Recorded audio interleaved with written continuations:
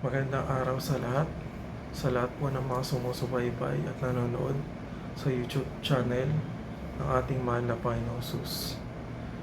Kami po ay lubos na nakikidalamhati sa pagpanaw po ng Beloved Evangelist Wilde Estrada Almeida, the End Time Prophet of God. Gusto ko po sana ipaalam sa inyo na may hinirang po ang mahal na Panginoong Hesus na kanyang lingkod bilang huling propeta. Siya po ang haalili sa mahal na pastor. Gusto ko pong ipakilala sa inyo ang isang man of God, Edsel Bautista, the last prophet of God. So, siya na po yung huli na propeta natin. Sa mga hindi pa po nakakilala sa kanya, siya po ang katuwang ng Beloved Parents in the Lord sa pananalangin at pag-aayuno. Naging ordained preacher po siya at prayer warrior sa Jesus Miracle Crusade International Ministry. Siya po ay mangangaral sa parating na church na itatatag ng mahal na Panginoong Hesus. Kung paano ang Beloved Evangelist Wilde Estrada Almeida na galing sa United Pentecostal Church natatag ang Jesus Miracle Crusade International Ministry. Ganun din po ang mangyayari ulit. From Jesus Miracle Crusade International Ministry, may matatatag po na panibagong church na ang magiging leader po ay si Edsel Bautista na kanyang lingkod at huling propeta na hinirang niya. Kung magbabasa po tayo ng Bible, may kita po natin at malalaman na nangyari na po yung nakasulat dito. So kung meron po kayong Bible, punta po kayo sa Deuteronomy chapter 18 verse 17 hanggang 22. So, basahin po natin siya. And the Lord said unto me, They have well spoken that which they have spoken. I will raise them up a prophet from among their brethren, like unto thee, and will put my words in his mouth, and he shall speak unto them all that I shall command him. And it shall come to pass, that whosoever will not hearken unto my words, which he shall speak in my name, I will require it of him. But the prophet which shall presume to speak a word in my name, which I have not commanded him to speak, or that shall speak in the name of other gods, even that prophet shall die. And if thou say in thine heart, How shall we know the word which the Lord hath not spoken? When a prophet speaketh in the name of the Lord, if the thing follow not, nor come to pass, that is the thing which the Lord hath not spoken, but the prophet hath spoken it presumptuously, thou shalt not be afraid of him. Ang tinutukoy po dito ay si Prophet Moses. Sabi dito, I will raise them up a prophet from among their brethren, like unto thee. So, like unto Moses. And will put my words in his mouth, and he shall speak unto them all that I shall command him. So, sa Tagalog, basahin din natin. At sinabi ng Panginoon sa akin, mabuti ang kanilang pagkasabi ng kanilang salitain. Aking palilitawin sa kanila ang isang propeta sa gitna ng kanilang mga kapatid na gaya mo. At aking ilalagay ang aking mga salita sa bibig niya at kanyang sasalitain sa kanila ang lahat ng aking iutos sa kanya. So, ito yun. So, itong nakasulat sa Bible, natupad na to. Kasi, yung hinirang na mahal na Panginoon na huling propeta, si Edsel Bautista, siya yung propeta na katulad kay Moses. Kung tatanungin niyo ako, so paano malalaman na hindi siya isang false prophet? So, nasa Bible din naman may mga signs dyan nakasulat. Pag binasa natin, doon natin malalaman kung ang isang tao ay isang false prophet o tunay na lingkod ng Diyos na hinirang talaga bilang propeta. So, balikan natin yung binasa natin kanina. Basahin ko sa inyo pati yung Tagalog. So, yung sa Deuteronomy chapter 18 verse 22, when a prophet speaketh in the name of the Lord, if the thing follow not, nor come to pass, that is the thing which the Lord hath not spoken. But the prophet hath spoken it presumptuously, thou shalt not be afraid of him. So sa Tagalog, pagka ang isang propeta ay nagsasalita sa pangalan ng Panginoon, kung ang bagay na sinasabi ay hindi sumunod, ni mangyari, ay hindi sinalita ng Panginoon ang bagay na yaon.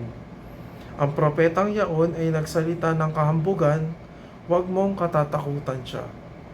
So yun daw yun. So pag ang isang propeta nagprophesize, nagsalita, na sabi niya ito yung salita ng mahal na Panginoon, tapos hindi nangyari. So hindi yun totoong propeta. So yun yung mga false prophet. So ano pa yung mga verse dito sa Bible na senyales para masabing false prophet. Dito sa Matthew 7 verse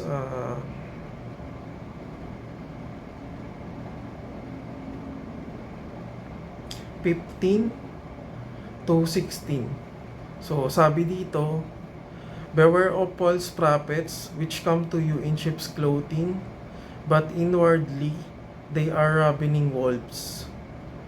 Ye shall know them by their fruits. Do men gather grapes of thorns or figs of thistles? Sa Tagalog, mag-ingat kayo sa mga bulaang propeta na nagsisilapit sa inyo na may damit tupa, datapwat sa loob ay mga lobong maninila. Sa kanilang mga bunga ay inyong mga kikilala sila. Nakapuputi baga ng mga ubas sa mga tinikan o ng mga igos sa mga dawagan. So, yun yung guys, So, para malaman na yung tao ay isang false prophet, nalalaman siya, you shall know them by their fruits. So, sa kanilang mga bunga, doon mo malalaman. Or sa kanilang mga gawa. So, masabi ko lang, si Kuya Ed, lahat ng mga napayuhan niya na gawin yung kalooban ng mahal na Panginoon, napabuti sila. Tapos yung mga tumalikod sa mahal na Panginoon, yung mga hindi nakinig sa Kanya, napahamak. Yun lang yun. Kung tatanungin niya naman ako, paano niya nasabi na isa siyang propeta, alam naman natin na ang mahal na Panginoon Jesus nangusap sa pamagitan ng dreams, ng visions. Tapos tinuro din sa atin, pag nag-pray tayo, pwede tayo magtambad sa Bible para malaman kung ano kalooban ng mahal na Panginoon. Kung may tinatanong tayo sa Kanya, pwede tayo humingi ng sign. So, ginawa niya yun, yung pagtambad sa Bible. So, hiningi ko sa Kanya kung anong verse. Inatambaran niya noon na nagtanong siya sa mahal na Panginoon. So, bali, pag nakaral na siya, idedetalye niya naman sa inyo to. Pero ito yung verse na natambaran niya. So, may Bible kayo, hanapin nyo na lang. Tapos, basahin natin. Ito yung una natambaran niya sa Isaiah chapter 61 verse 1 up to 3. So, kung babasahin natin to, chapter 61, the Spirit of the Lord God is upon me, because the Lord hath anointed me to preach good tidings unto the meek. He hath sent me to bind up the brokenhearted, to proclaim liberty to the captives, and the opening of the prison to them that are bound. to proclaim the acceptable year of the Lord and the day of vengeance of our God, to comfort all that mourn, to appoint unto them that mourn in Zion, to give unto them beauty for ashes, the oil of joy for mourning, the garment of praise for the spirit of heaviness, that they might be called trees of righteousness, the planting of the Lord, that He might be glorified. So sa unang verse pa lang, so kung mababasa nyo, ito yung sa Tagalog. Ang Espiritu ng Panginoong Diyos ay sumasa akin, sapagkat pinahiran ako ng Panginoon upang ipangaral ang mabubuting balita sa mga maamo. Kanyang sinugo ako upang magpagaling ng mga bagbag na puso, upang magtanyag ng kalayaan sa mga bihag at magbukas ng bilangguan sa nangabibilanggo. So dito pa lang sa natambaran niya, nung nagtanong siya sa mahal na Panginoon, ito agad yung bumungad. So saktong-sakto. So ito yung isa sa mga patunay na hinirang talaga siya ng mahal na Panginoon Jesus, nilangisan siya bilang isang man of God. So ano pa yung chapter? Humingi siya ng chapter na sa Bible para ma-confirm kung talagang nilangisan siya. So ito yung Ezekiel 33 verse 3 up to 33. So medyo mahaba, so hindi ko nababasahin ng buo kasi sobrang haba. Pero itong huli, pag binasa nyo yung Ezekiel 33 verse 33. So, and when this cometh to pass, lo, it will come, then shall they know that a prophet hath been among them. Sa Tagalog, at pagka ito'y nangyari, narito nangyayari, kanilangang malalaman na isang propeta ay napasa gitna nila. So, ito pag nangyari na to, so, yun na nga, malalaman nila na isang propeta ay nasa pagitna nila. So, ito yung mga nakalubilo ni Kuya Ed, mga kapatiran. So hindi sila aware na yung nakikita nila na nakaluhod, na pumapalakpak, ay isa palang propeta.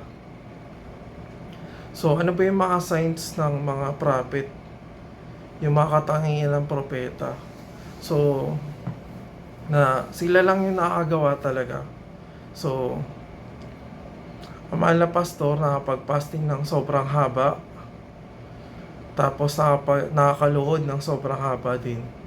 So, si Kuya Ed kasi, ganun din siya. So, nakapag-fasting siya 81 days. Tapos nakaya niyang lumuhod tuloy-tuloy magti 3 days. So yung iba hindi kaya yun. So kahit ordinaryong tao hindi kaya yun. So magpa-fasting ka 81 days, tapos luluhod ka or manalangin ka na mahaba. So hindi mo magagawa yun kung hindi ka isang man of God. May mga sumubok gumawa niyan, yun, ginaya nila, 40 days pa lang yun, namatay. So ito, hindi biro to kasi yung mga katangian na yan, talagang nagagawa lang yan ng isang tao ng Diyos. Ng isang man of God. So kung hindi ka propeta, hindi mo siya magagawa.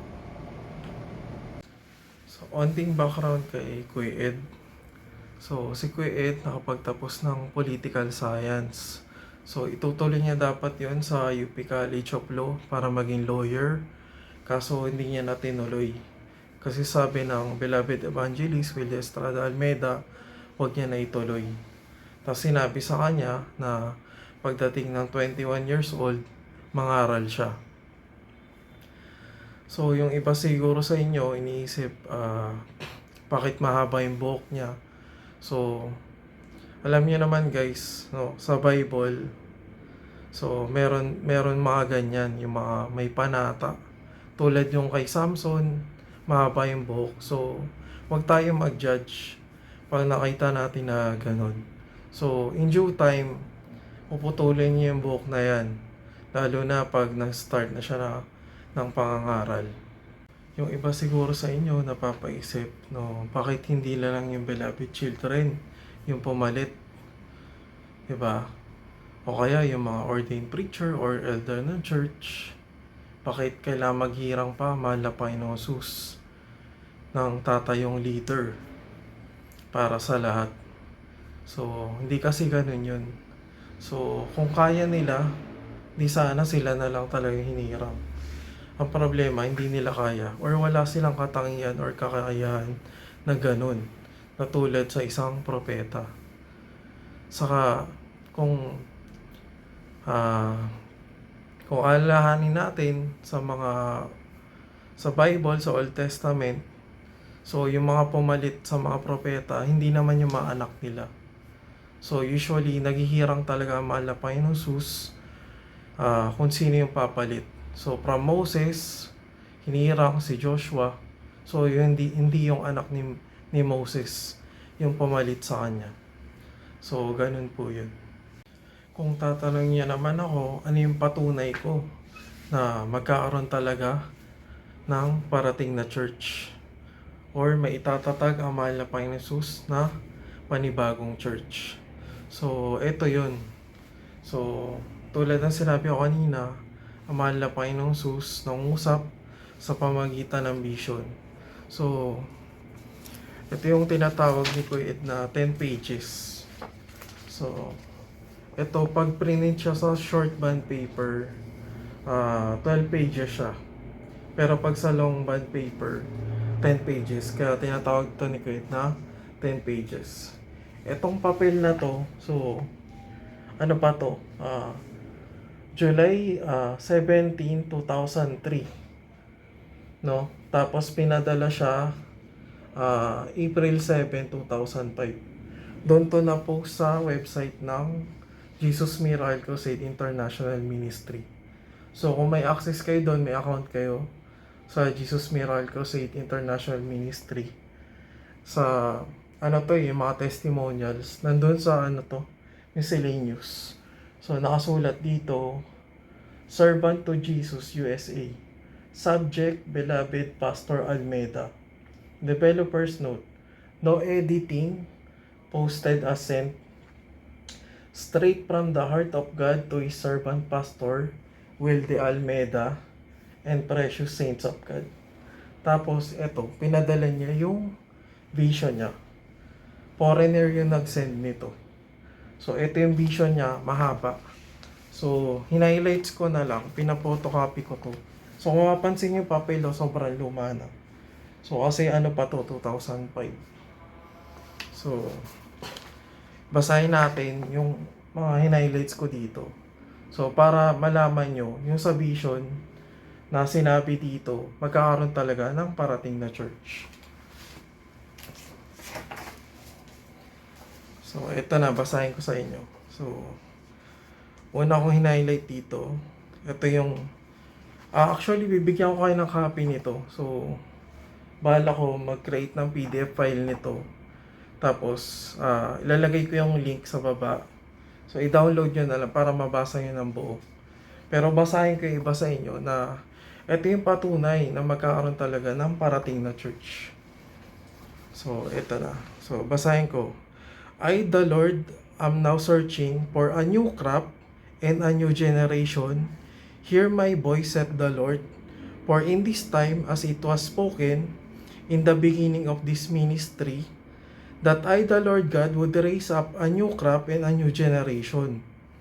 Even now in this day, there has been a great purchase, there have been a great separation, there have been a great separation of my house, there have been a great separation of my word, there have many that have departed from my truths, walk away from my commandments, and have not followed my doctrine, and have not walked in the ways of Jesus, the ways of the cross.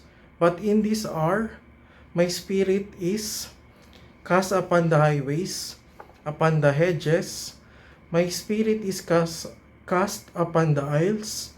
My truths and my gospel shall be preached in area that have not been preached. So, I, God, raise up a new people. I raise up a new generation in this day.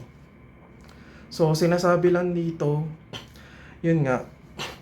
So, mapipreach pa yung word of God sa mga area or yung mga country na hindi pa nararating yung word of God.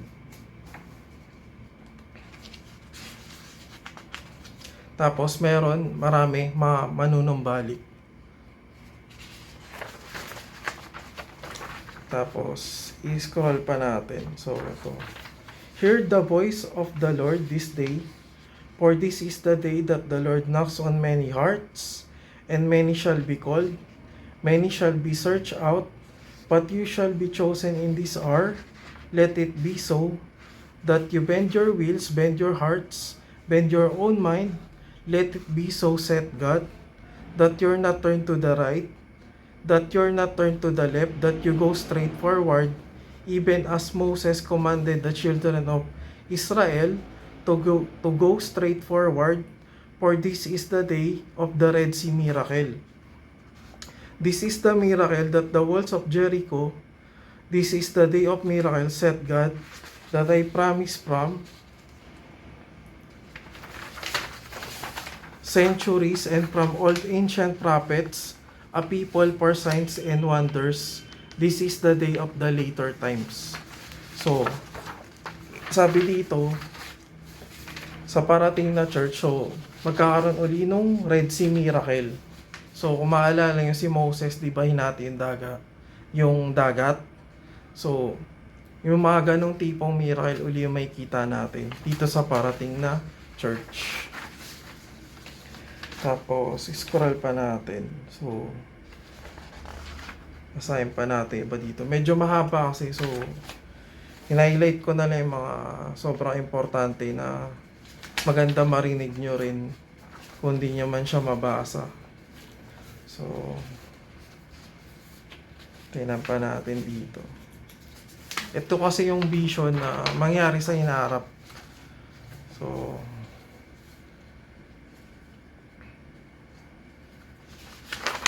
tingnan pa natin. So, ito. For I will raise the dead on a daily basis.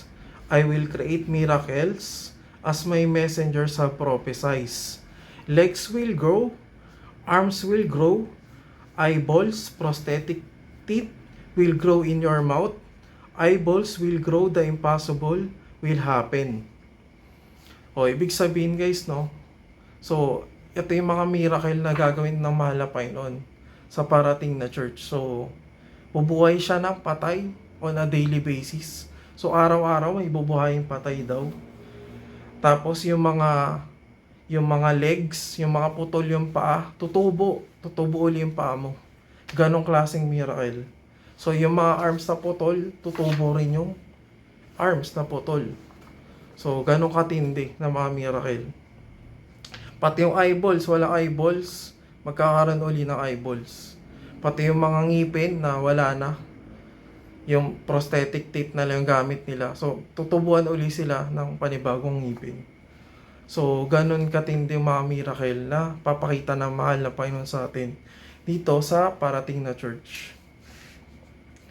Tapos, hear the voice of God, for I am bringing a ministry of the impossible. But some of you have conquered. Some are negative in your minds right now. Your spirit wars against my spirit that speaks to you. Some of you reason, how can this be? How can God create a limb? How did God create Adam from the dust of the earth? How did God create Eve from the rib of Adam's side? How did God create the heavens and the earth? How did God create all things? How did God create the land and the sea? Did not God's Spirit move on the face of the deep? Did not God's Spirit say, let there be light? So, scroll pa natin.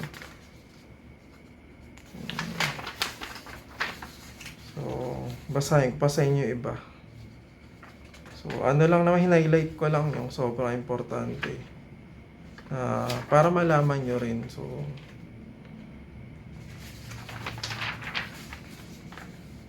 sa parating na church, so marami talagang manunumbalik. So, yung mga hindi naniniwala sa Diyos, yun, maniniwala uli sila sa Diyos. Tapos yung mga countries na hindi nare-reach yung word of God sa mga Muslim countries, so marireach na to. So, maririnig na nila yung salita ng Diyos. So, malalaman nila na may tunay at buhay na Diyos. Yun yung pinaglilingkuran natin. Ito pa. So, for I am the Most High, I am the Lord God, and I will not change. I am the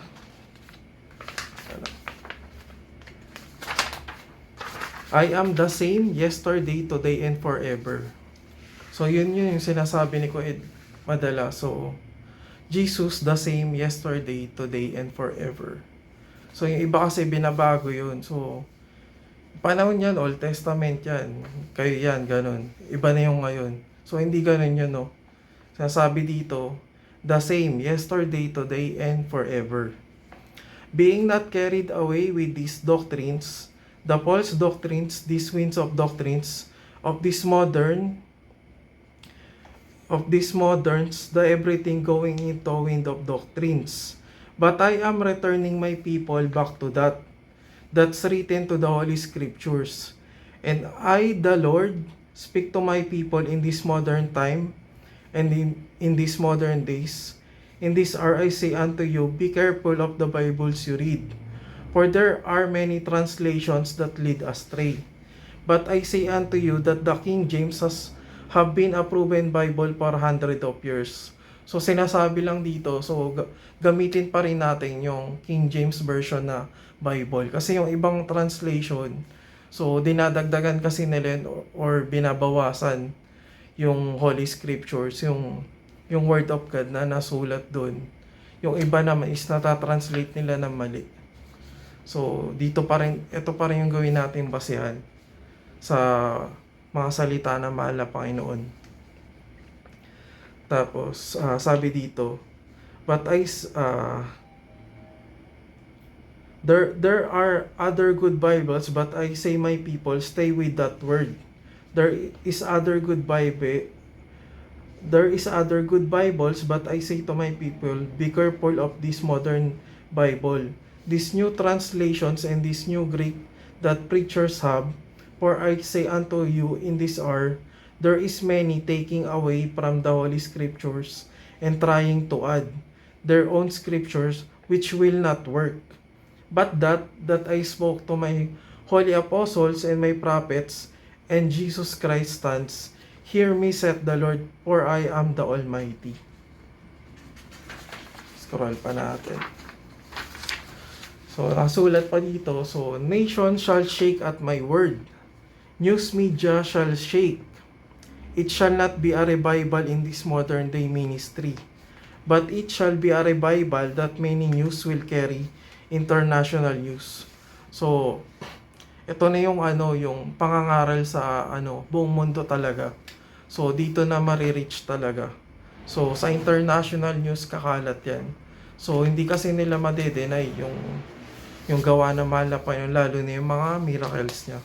Lalo na kung yung ganong miracle yung ipapakita na mahal na Panginoon sa panahon na to. Yun. Tapos, the newspaper shall carry the headlines of this move of God. Shall be written in high front page of this move of God. No man stop this. No man can deny of what I, God, am about to do, the raise of the dead. No man can deny the miracles that I do in this hour. These modern television preachers have brought shame and corrupted my name, and they have been proven by these news people to be false. So, yung iba talaga is false prophet. So, false preacher, ganyan. So, wala sa katotohanan, in short, 'di ba?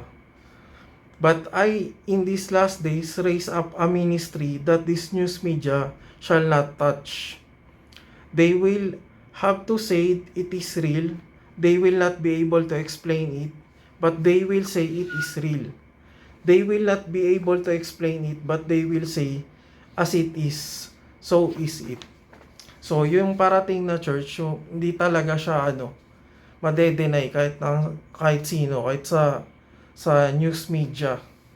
So, talagang sasabihin nila, gawayan na mahal na Panginoon. So, for I will pour out my spirit on all nationalities. You will see, there will be no separation in my spirit, in my people. My people will be one people, whether be Jew or Gentile. They will be one, here it said God, and you will hear that many Arabs shall be saved. So, pati yung mga Arabo, masasave sila itong parating na church. Many of the Hindus even, so pati yung mga Indiano, yung may mga Hinduism na religion. Kasi maniniwala sila pag nakita na nila yung gawa ng mahal na Panginoon. Those that worship witchcraft will see the difference from witchcraft power. And the power, holy, this will bind witchcraft, and the Holy Ghost power will come down, in which doctors will fall on their knees and confess that Jesus Christ. So kahit yung mga nangkukulam, yung mga nagpa-practice ng witchcraft, so madi-differentiate talaga nila. Iba yung power of God, iba yung power lang ng black magic. Tapos sabi pa dito, ito na yung huling page So, I will use a people that have not been used. New faces, new names, a new generation. You can't deny my works. They will speak my doctrine. They will believe my word. They will know that Jesus is God. So, yun. Kaya, etong parating na church, so, bago talaga lahat. So, new faces, new names, new generation. So, hindi na to yung JMC. Pero, yun nga, ang humalili kasi sa mahal na pastor, beloved evangelist Wilde Estrada Almeida, ay ang ating last prophet na si Edsel Bautista. So siya na yung magiging leader ng buong Christian community. So magpapasakop dapat ang Jesus Miracle Crusade International Ministry sa kanya. Kasi ang maniniwala kay Kuya Ed, yun yung maliligtas. Ang susunod sa kalooban ng mahal na Panginoong Jesus sa pamagitan ni Kuya Ed, yun yung maliligtas. Yun lang guys, hanggang dito na lang. So, sana makarating to sa lahat. So, ipaalam nyo tong balita na to na meron hinirang ang mahal na Panginoong Jesus na kanyang huling propeta. At yun ay si Edsel Bautista. So, paki-share na lang tong video na to. So, may God bless sa lahat. So, hanggang sa muli.